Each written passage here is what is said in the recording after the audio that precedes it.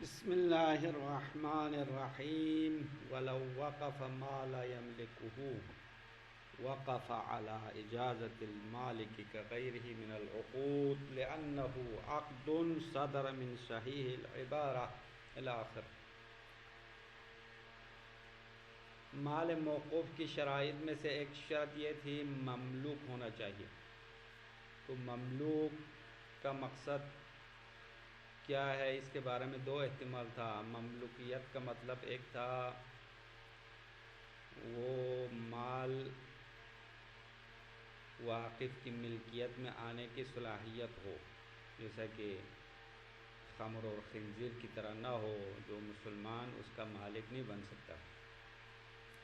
دوسرا احتمال مملوکیت کا یہ تھا کہ وہ فعلاً واقف کی ملکیت میں ہونا چاہے، یعنی واقف اپنا مال وقف کر سکتا ہے، کسی اور کا مال وقف کرنا درست نہیں ہے۔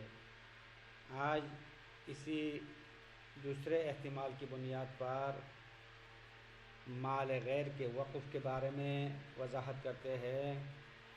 تو اگر کوئی اپنا مال وقف نہ کرے بلکہ دوسرے کا مال وقف کرے، یعنی ایسا مال وقف کرے جو اس کا مال نہیں ہے، تو اس کو اصطلاح میں وقف فضولی کہلاتے ہیں۔ جس طرح بے فضولی ہے، نکاح فضولی ہے، اسی طرح وقف فضولی بھی ہے۔ تو وقف فضولی کا مطلب یہ ہوگا کہ انسان دوسرے کے مال کو وقف کرے۔ تو آیا یہ وقف فضولی صحیح ہے یا باطل ہے، اس کے بارے میں دو احتمال ہے۔ شہید اول نے فرمایا وقف فضولی صحیح ہے، لیکن اس کا لازم ہونا مالک کی اجازت پر موقوف ہے۔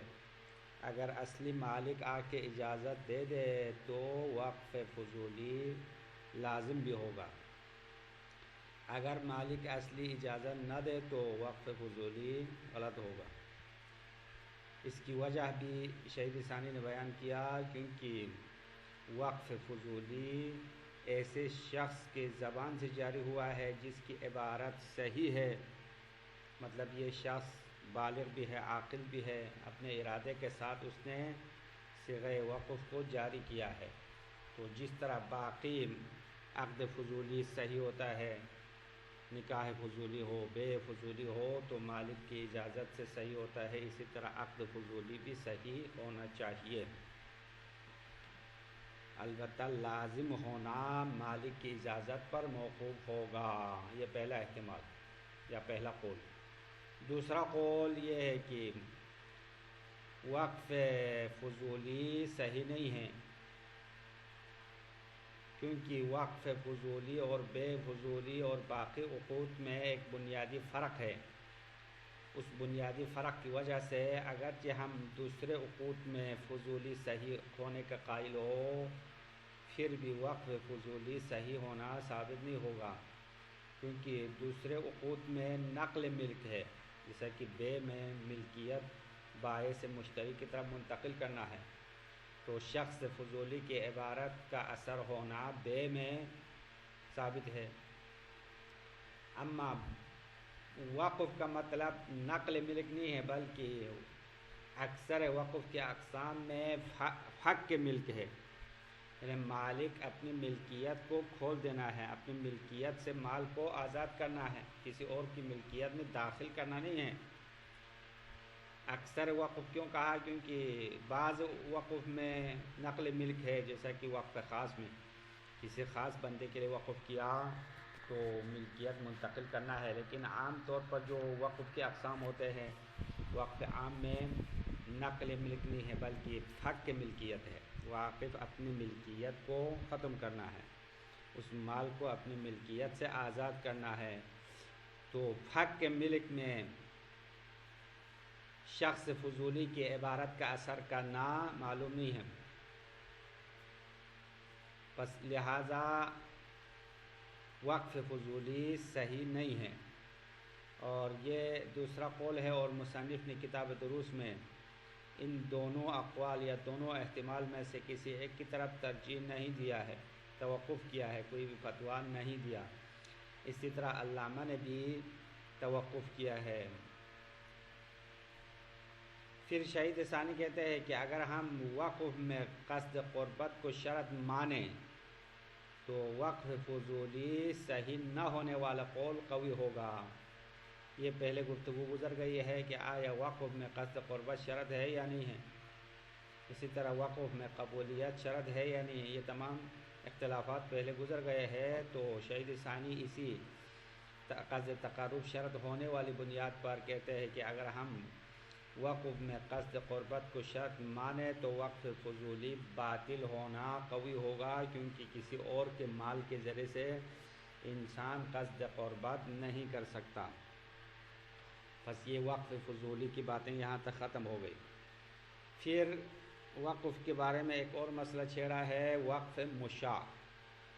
اس طرح انسان اپنے خصوصی مال کو وقف کر سکتا ہے، صرف خود مالک ہے، کوئی اور شریک نہیں ہے۔ اسی طرح انسان مال مشترک کو بھی وقف کر سکتا ہے، وقف کرنا جائز ہے۔ وقف مشاع یعنی مال مشاع کا وقف کرنا، مشاع یعنی اس مال مشترک کو کہتے ہیں جو 2-3 افراد میں آپس میں ہر جز میں شریک ہے۔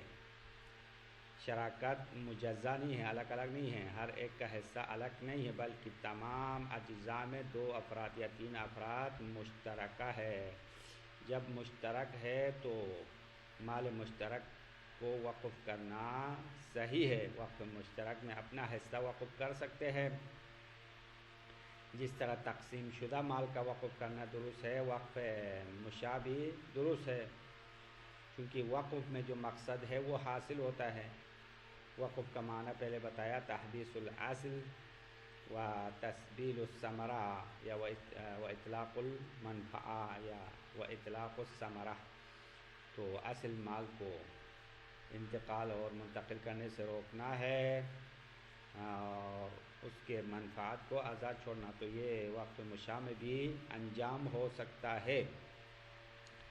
پھر مال مشاع جب انسان نے وقف کیا، اپنے حصہ وقف کیا، تو موقوف علیہ اس وقف شدہ مال پر قبضہ کرنا ہے، تو قبضہ کرنے کا طریقہ بھی مال مشاع میں قبضہ کرنے کی طرح ہوگا۔ مطلب قبضہ کرنے کے لیے مالک کے اذن اور شریک کے اذن دونوں کی طرف محتاج ہوگا۔ جس طرح مال مشترک پر قبضہ کرنے کے لیے مالک اور شریک دونوں کی اذن کی ضرورت ہے، اسی طرح مال موقوف اگر وقف ہو گیا، مال مشترک وقف ہوا، تو اس کو قبضے میں لانے کے لیے دونوں کی اذن کی طرف محتاج ہے۔ اب یہ فتویٰ مصنف کا نظر ہے۔ مالک سے مراد یعنی واقف اور شریک دونوں کا اذن، مال منقول ہو یا غیر منقول ہو، مطلقاً دونوں کی اذن کا محتاج ہے۔ شہید ثانی فرماتے ہیں ہماری نظر میں اقوا یہ ہے کہ اگر وقف شدہ مال مشترک مال منقول ہو تو اس میں مالک اور شریک دونوں کی اذن کی ضرورت ہے، لیکن اگر مال غیر منقول ہو، مال غیر منقولہ جیسے کہ زمین ہو، گھر ہو، تو ان میں قبضہ کرنے کے لیے شریک کے اذن کی ضرورت نہیں ہونی چاہیے۔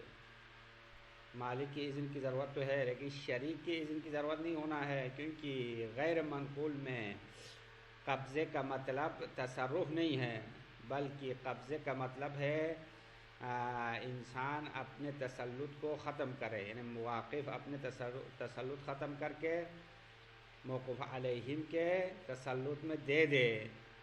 تخلیہ مراد ہے مال غیر منقول میں اذن قبضے کا مطلب تخلیہ مراد ہے، اس کو خالی کرنا ہے، اپنے تسلط سے خالی کرنا۔ تو اپنے تسلط سے خالی کرنے کا مطلب تصرف کرنا نہیں ہے۔ اگر مال مشترک میں تصرف کرنا ہو تو شریک کے اذن کی ضرورت ہے، جس طرح مال منقول میں قبضہ کرنے کا مطلب ادھر ادھر لے جانا ہوگا، تو جب ادھر ادھر لے جانے کی ضرورت ہو تو شریک بھی راضی ہونا چاہیے۔ اما غیر منقول زمین ہے، گھر ہے، تو زمین اور گھر کو اٹھا کے ادھر ادھر تو نہیں لے جاتے ہیں، تو اس میں قبضے کا اجازت دینے کا مطلب یعنی مالک اصلی وقف کرنے کے بعد اس گھر سے اپنا تالا کھول دے اپنا جو تسلط ہے وہ ختم کرنا، یہ مراد ہے۔ بس اس میں شریک کے اذن کی ضرورت ہونا ثابت نہیں ہے۔ بس شہید ثانی کا نظریہ یہ ہوا مال منقول میں شریک اور مالک دونوں کی اذن کی ضرورت ہے، اما مال غیر منقول میں قبضہ کے لیے مالک کی اذن کی ضرورت ہے، یعنی واقف کی اذن کی ضرورت ہے، اما شریک کی اذن کی ضرورت نہیں ہے۔ بات ختم ہو گئی یہاں تک۔ بس مال موقوف کی شرائط کی ساری گفتگو مکمل ہو گئی ہے۔ پھر شرائط کا تیسرا حصہ، پہلے وقف کی شرائط بیان کیا، اس کے بعد مال موقوف کی شرائط بیان کیا۔ شرائط کے دو اقسام ختم ہوئے یہاں تک۔ پھر شرائط واقف یہاں سے شروع کرے۔ شرائط کا تیسرا حصہ ہے وقف کرنے والے کے شرائط کیا ہے۔ واقف کے اندر بھی کچھ شرائط ہونا چاہیے، تو شہید فرماتے ہیں 4 شرائط ہے۔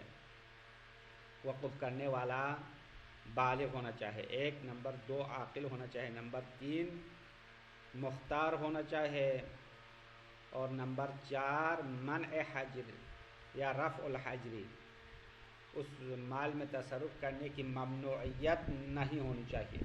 بس یہ 4 شرائط واقف کی شرائط ہے۔ وقف کرنے والا بالغ ہو، اگر نابالغ ہو تو نابالغ وقف نہیں کر سکتا، یا وقف کرے تو باطل ہے۔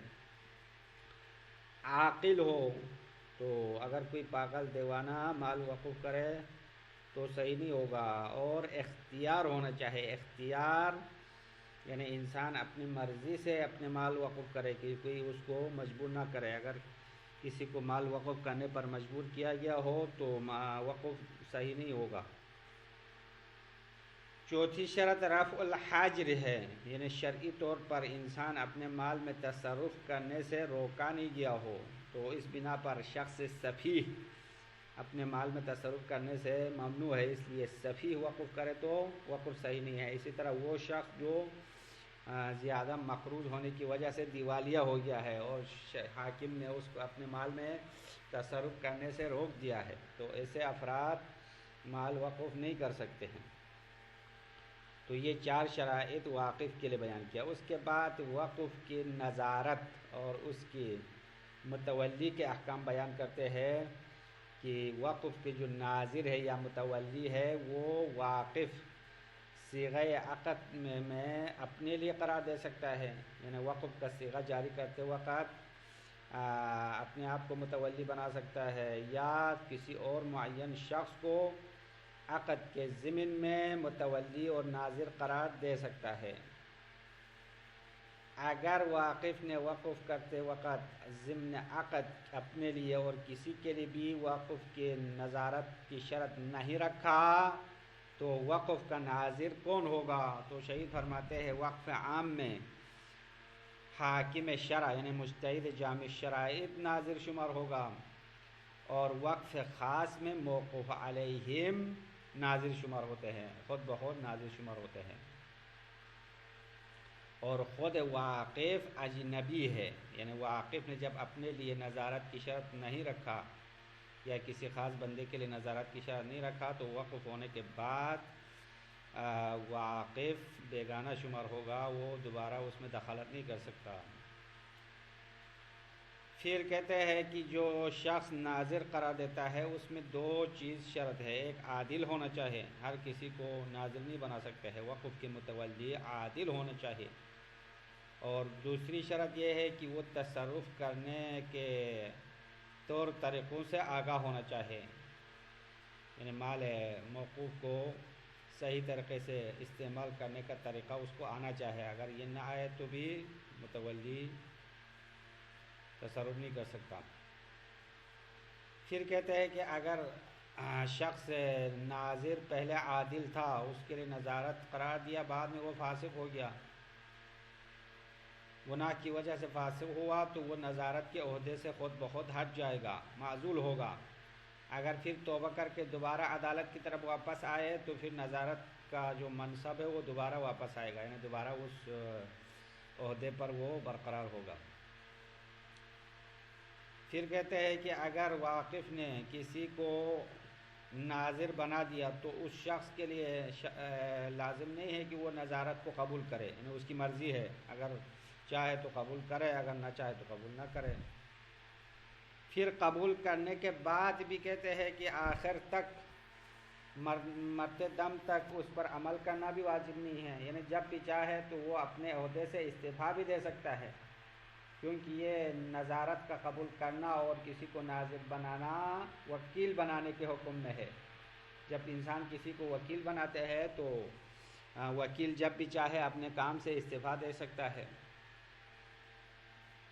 اور اسی طرح موکل جس نے وکیل بنایا ہے اس کو بھی اختیار ہے کہ جب بھی چاہے اس کو عہدے سے ہٹا بھی سکتا ہے۔ بس یہاں تک آج کی گفتگو ہوگی، اس کے بعد اگلے درس میں مزید کچھ نظارت کی باتیں ہیں وہ دوسرے درس میں بیان کیا جائے گا، کیونکہ خلاصہ لمبا ہو تو پھر درس کی ٹائم ہی زیادہ ہو جائے گا۔ وَلَوْ وَقَفَ مَا لَا يَمْلِكُهُ، اگر کسی انسان نے وقف کیا ایسے مال کو جس کا وہ مالک نہیں ہے، کسی اور کے مال کو وقف کیا، تو وقف علی اجازت المالک، تو اس وقف کا صحیح ہونا مالک کی اجازت پر موقوف ہے۔ اگر مالک اجازت دے تو وقف لازم ہوگا، صحیح ہوگا۔ صحیح تو پہلے سے ہے، لیکن لازم ہونا مالک کی اجازت پر موقوف ہے، یہ مصنف کا نظر ہے۔ بس وقف فضولی غلط نہیں ہے، صحیح ہے، اما لازم ہونا مالک کی اجازت پر موقوف ہے۔ کغیرہ من العقود، جس طرح وقف کے علاوہ باقی عقود بھی ایسا ہی ہے، باقی عقود میں بھی عقد فضولی انجام ہو جائے تو مالک کی اذن پر موقوف ہے۔ کیوں؟ لأنہ عقد صدر من صحیح العبارت، لأنہ یہ وقف فضولی صحیح ہونے کی دلیل ہے۔ وقف فضولی مصنف کی نظر میں درست ہے، کیوں؟ لأنہ عقد، کیونکہ یہ وقف کرنا ایک عقد ہے، صدر من صحیح العبارہ، ایسے شخص سے صادر ہوا ہے جس کی عبارت شرعی اعتبار سے صحیح ہے، مثال کے طور پر بالغ ہے، عاقل ہے، باقی تمام شرائط کے ساتھ اس نے عبارت پڑھی ہے۔ قابل للنقل، اور اس کا جو عقد ہے وہ نقل ملکیت کے قابل بھی ہے۔ اور وقت اجاز المالک، اور دوسری طرف سے مالک اصلی نے اجازت بھی دی ہے، فیصح، پس وقف فضولی صحیح ہوگا۔ یہ پہلا قول مصنف کا نظریہ اور اس کی دلیل۔ وَيُحْتَمَلُ عَدَمُهَا هُنَا، شہید ثانی فرماتے ہیں وقف فضولی صحیح نہ ہونے کا بھی احتمال ہے۔ وَإِنْ قِيلَ بِهِ فِي غَيْرِهِ، اگرچہ فضولی صحیح ہونے کا قائل ہو فی غیرہ، غیر وقف میں، اگرچہ ہم دوسرے عقود میں عقد فضولی کو صحیح مانیں تو وقف میں صحیح نہیں ہونا چاہیے، صحیح نہ ہونے کا احتمال ہے۔ بے فضولی کو صحیح مانتے ہیں، نکاح فضولی کو بھی صحیح مانیں، تب بھی وقف فضولی صحیح نہیں ہونا چاہیے۔ کیوں؟ لأن عبارت الفضولی لا اثر لہا، کیونکہ جو شخص فضولی نے عبارت پڑھی ہے اس کا کوئی اثر نہیں ہے۔ وتأثیر الاجازت غیر معلوم، اور مالک کا جو بعد میں اجازت دینا اس کی اثر کے بارے میں کچھ پتہ نہیں ہے، آیا اس کی اجازت اثر کرے گا یا نہیں کرے گا۔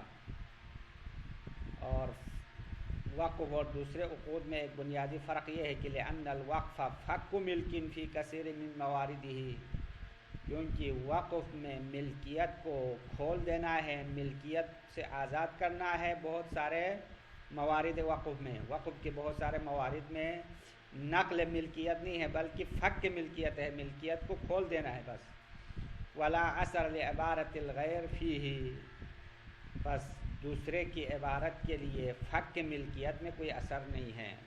نقل ملکیت میں عبارت غیر کے لیے اثر ہے، لیکن ملکیت کو ختم کرنے میں عبارت غیر کا کوئی اثر نہیں ہے۔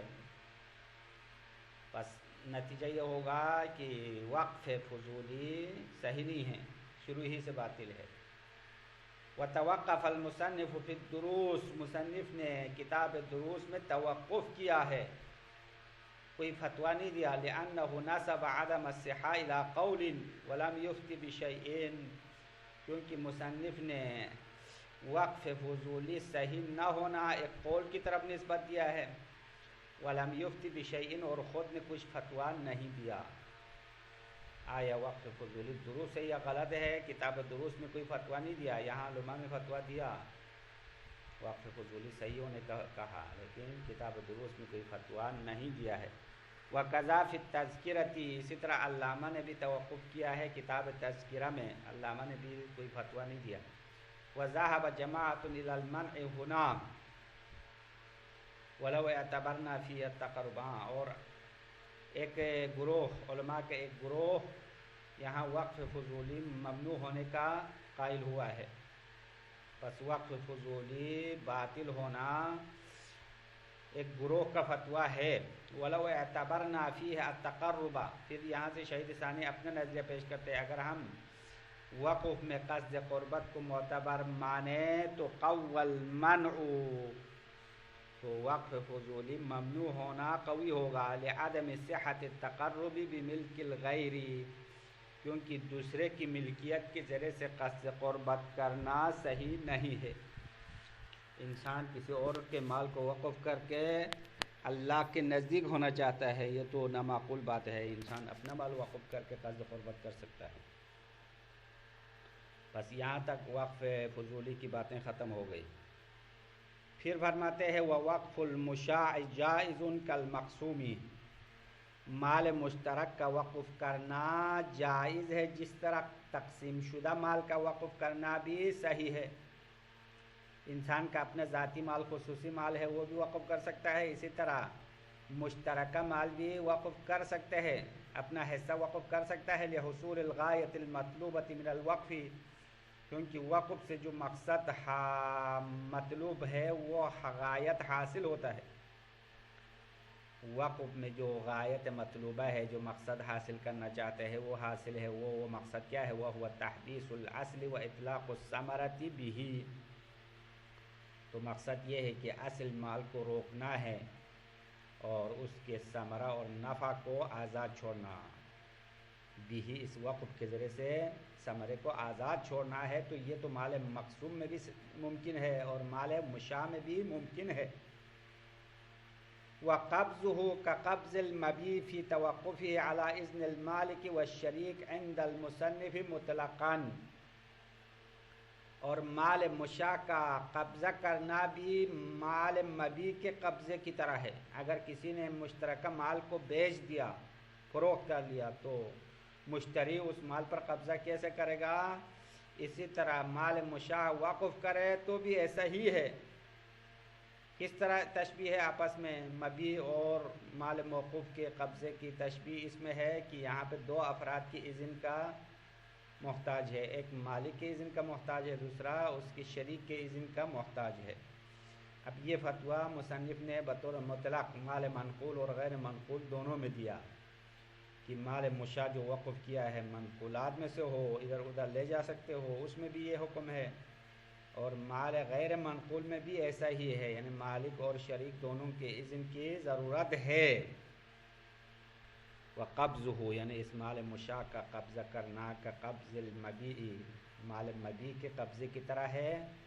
کس چیز میں اس کی طرح ہے؟ یہ وجہ تشبیہ ہے. فی توقفہ علی اذن المالک والشریک، مالک اور شریک دونوں کے اذن پر موقوف ہونے میں.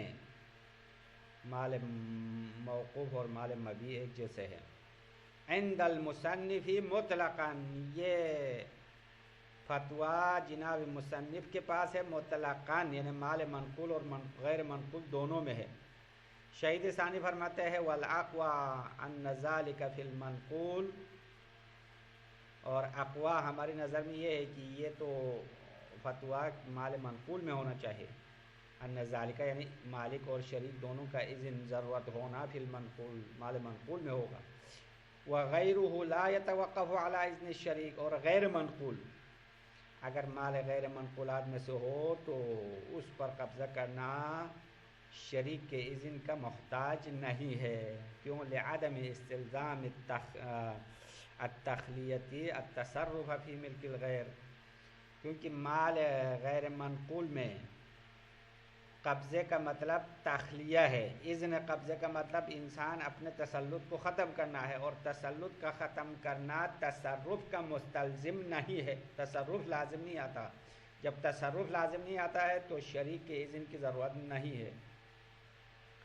لعدم استلزام تخلیہ، تخلیہ کرنا، انسان اپنے تسلط کو اٹھانا تصرف کا مستلزم نہیں ہے، فی ملک الغیر، دوسرے کی ملکیت میں تصرف کا مستلزم نہیں ہے۔ جب دوسرے کی ملکیت میں تصرف لازم نہیں آتا ہے تو شریک کے اذن کی ضرورت نہیں ہے، لیکن تصرف اگر بعد میں کرنا چاہے تو شریک کی اذن کی ضرورت ہوگی، صرف قبضے کے لیے، صرف قبضے کے لیے شریک کو پوچھنے کی ضرورت نہیں ہے۔ بس یہ شہید ثانی کا نظریہ ہو گیا۔ مال منقول میں شریک اور مالک دونوں کے اذن کی ضرورت ہے، پھر قبضہ کر سکتا ہے، اور مال غیر منقول میں فقط مالک کی اذن کی ضرورت ہے، شریک کی اذن کی ضرورت نہیں ہے۔ بات یہاں تک ختم ہو گئی۔